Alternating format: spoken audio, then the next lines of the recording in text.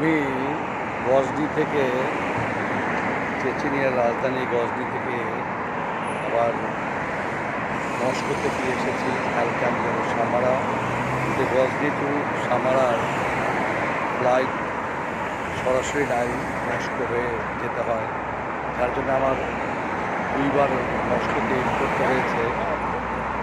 তো মস্কোতে হচ্ছে একটা সমস্যা হচ্ছে, মস্কো এয়ারপোর্টের ট্যাক্সি ড্রাইভাররা খুব বেশি চিটিং করে।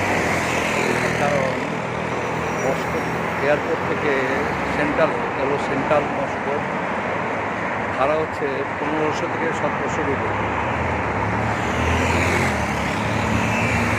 মানে $17 মতো। কিন্তু ওরা আসলে, আমি যখন প্রথম মস্কোতে আসি তখনও আমার বহু টাকা নিয়ে নিয়েছিল। এবারও যখন আসি অনেক দামাদামি করে আসার পরও 4000 করে। আজকে আমি প্রথম থেকেই অনেক সতর্ক ছিলাম। যাই হোক, পরবর্তীতে অনেক দামাদামি করার পর তারা 2500 রুবলে আমি এখানে আসি। অলমোস্ট $25 হচ্ছে রাতের মস্কো। বিশাল শহর, জমজমাট শহর। এর আগেও আমি এসেছি 10 বছর আগে।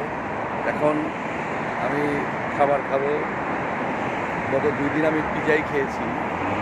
ঢাকায় বা বাংলাদেশে খুব একটা ফাস্টফুড খাওয়া হয় না বললেই চলে, কিন্তু আমার ছেলেমেয়েরা ফাস্টফুড প্রচুর খায়, পিজাও খায়। তো আমার মেয়ে শুনে অবাক হলো যে, তুমি পিজা খাচ্ছ বাবা? স্বামীয়া বললো যে, তুমি পিজা খাচ্ছ? আমি বললাম, এখন এটাই সহজ খাওয়া এখানে। আর যে পিজাগুলো আমি খেয়েছি সেগুলো আসলে সুস্বাদু, খুব ভালো পিজা।